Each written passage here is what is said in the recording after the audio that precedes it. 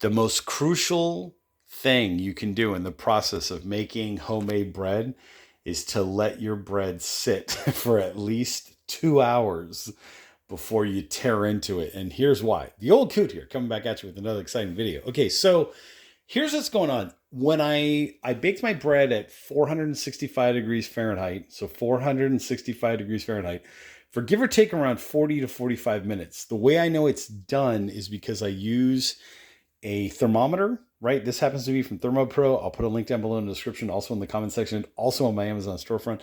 But I take a temperature reading like somewhere, something like this, where I'm going in there and I'm looking for 210 degrees, right? While, obviously while it's still baking and going through the baking process. When I hit that 210 degrees Fahrenheit internal temperature of the dough or the baguette or now the final finished bread, when I hit 210 and I take it out of the oven, the most important thing is to let it sit for at least 2 hours. It's painful. It's so painful because I want to tear into this so bad. And I'm sitting here going like, oh, there's this little piece here. I could just break it off and, eat that. No, no. Like, no. The reason for that is because think of this as being like a hot air balloon or like a balloon filled with a sponge. And it's got this beautiful crust on the outside.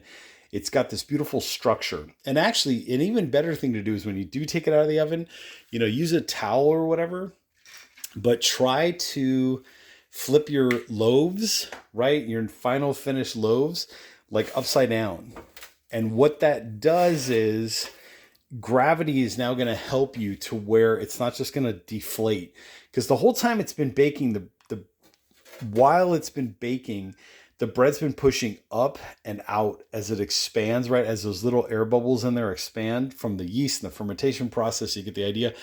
So now what you want to do is if you turn this upside down, what happens is now that structure is like hanging on itself, and it's going to allow as the internal temperature of the final, finished loaf settles, as the temperature comes down, that structure in there, that spongy structure is going to have a chance to better develop correctly so that when you do go ahead and slice it after 2 hours or even longer is better. If you can let it go 3 or 4 hours, even better. But when you do decide to slice it, now what you're going to get is you're going to get that soft interior, crusty exterior.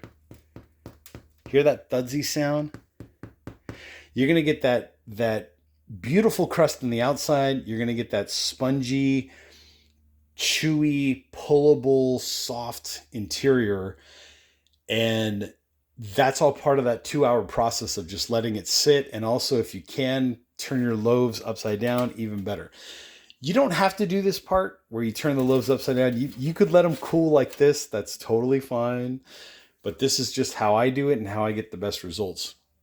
But going back to the crust and why you don't want to tear open your bread when you take it out of the oven is, if you were to pull off a piece or you were to slice a piece, what would happen is all that residual heat that's in there, right? That carryover heat that's in there is going to come out, and your loaf is literally going to deflate. It's like popping a tire, right? Or popping a balloon.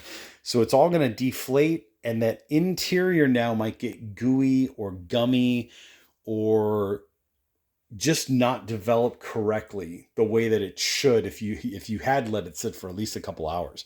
If you notice, like in a lot of those bread baking factory, those bread factory kind of videos, usually when they pull the bread out of the oven, they just let it sit like on cooling racks or vertically or whatever the case may be, just so that the bread has a chance to set, right? It's like setting the structure. And that's what this video is all about, is basically take your bread out of the oven, put it on your, stovetop or just a place where you're not going to burn anything, and just let it sit. Let it sit for 2 hours. And you're helping that structure to develop so that then when you go ahead and slice it after 2 hours, then you can release that internal warmth.